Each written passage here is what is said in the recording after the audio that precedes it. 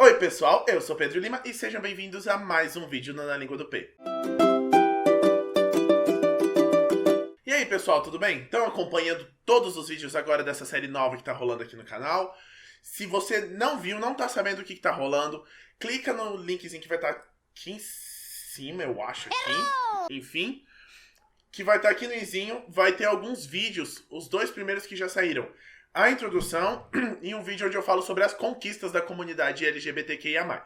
Gente, primeira coisa, e aí? Mudamos algumas coisas, estamos ainda adaptando, mudando, mas e aí? O que vocês estão achando das novas ideias que eu estou trazendo para o canal? Vai comentando aí embaixo, vai dizendo o que você achou das mudanças, vai ter mais coisa ainda que vai ser pendurada aqui nesse cenário, mas vai dizendo o que vocês estão achando, o que vocês estão sentindo, tá bom? Então hoje a gente vai falar um pouquinho daquilo que é o quê? Que dá um nome à série, ao canal. Então hoje a gente vai conversar um pouquinho a respeito de identidade de gênero e orientação sexual. Qual a diferença entre os dois exatamente? Se você não sabe, ou se você quer já encaminhar esse vídeo, já aproveita.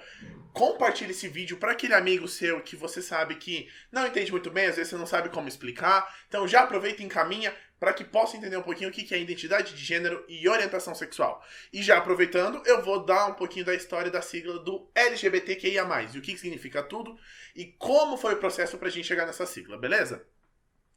Então, a primeira coisa de tudo, vamos entender o que é identidade de gênero e orientação sexual. Qual a diferença básica entre cada um deles? Então, a primeira coisa para a gente compreender, vamos entender o que é identidade de gênero. A identidade de gênero, ela diz a respeito da maneira como a pessoa se enxerga, se sente. Isso não necessariamente precisa estar associado, precisa estar ligado ao sexo biológico da pessoa. Ou seja, o que é o sexo biológico? O sexo biológico é aquele sexo ao qual a pessoa nasce, que pode ser masculino ou feminino. A identidade de gênero diz a respeito da maneira como a pessoa ela se entende. Ou seja, ela pode ser uma pessoa cis, uma pessoa trans, uma pessoa não binária, gênero fluido, entre outros que existem a respeito da identidade de gênero. Uma pessoa cisgênero é uma pessoa que ela nasceu com o sexo biológico e ela se identifica com o sexo que ela nasceu. Ela nasceu do sexo masculino e ela se identifica como um menino. Ou ela nasceu do sexo feminino e se identifica como uma menina. Como, por exemplo, a gente vai ter Clodovil, Gominho, ou, sei lá, Rodrigo Hilbert, Bruno Gagliasso, Calum Raymond. São meninos que nasceram meninos e se identificam como meninos. Ou também a gente tem as meninas, enfim, a gente tem, sei lá, Gal Gadot, não sei que eu tô com umas referências assim, Angelina Jolie, enfim, meninas que nasceram meninas e se identificam como meninas. Mas a gente vai ter pessoas trans, que são pessoas que nasceram com um sexo biológico, mas elas não se identificam com o sexo que elas nasceram. Fazendo assim, elas podem transicionar ou não. Como a gente tem a mulher Pepita, a gente tem o Tammy, o Elliot Page, entre várias outras pessoas trans que existem por aí. E vale um adendo muito importante. Figuras como Glória Groove, Pablo Vittar, Lia Clark, entre tantas outras drag queens, são homens cis, no caso deles, né? São pessoas cis que não é necessariamente ser drag queen associado à identidade de gênero delas. Ou seja, o Pablo é um homem cis, que ele se monta e performa como a Pablo Vittar, que é uma drag, uma personagem, uma persona, ok? Então não necessariamente a Pablo é uma pessoa trans, mas sim, uma pessoa trans pode ser uma drag queen também. Depois disso a gente vai ter as pessoas não binárias e gênero fluido. Não binária, ela não se identifica com a binaridade de masculino e feminino do mundo e ela acaba estando em alguma parte ali no meio. Pessoas de gênero fluido, elas transicionam entre masculino e feminino, ok? E agora vamos entender um pouquinho o que é a sigla LGBTQIAPN+, por exemplo.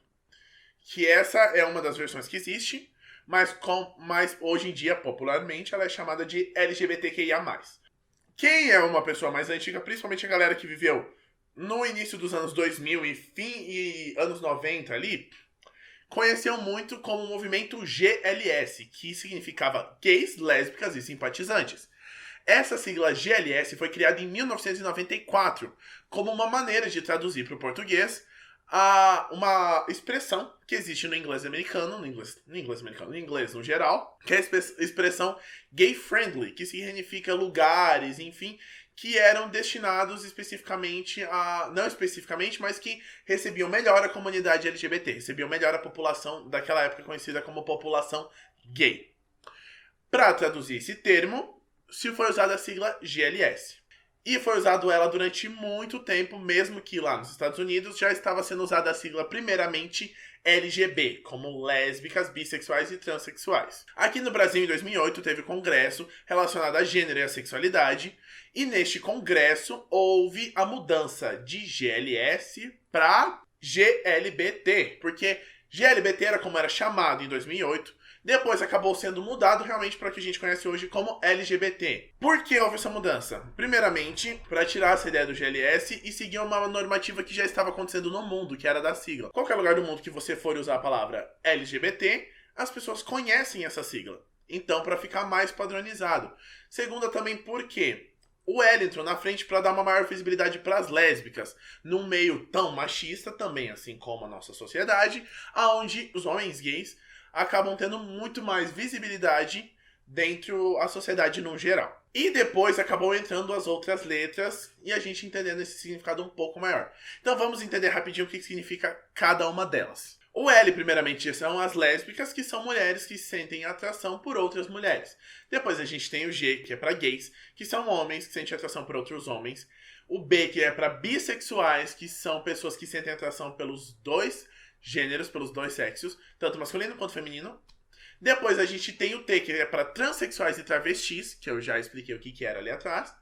Depois a gente vai ter o Q, que é o queer, que são para pessoas que elas não se identificam com as normatividades a respeito de gênero e sexualidade. Acabam sendo muito mais fluidos a respeito de tudo isso. Depois a gente vai ter o I, que é intersexo, que para quem é mais antigo e conhecia que era o termo hermafrodita, que depois acabou sendo mudado para intersexo.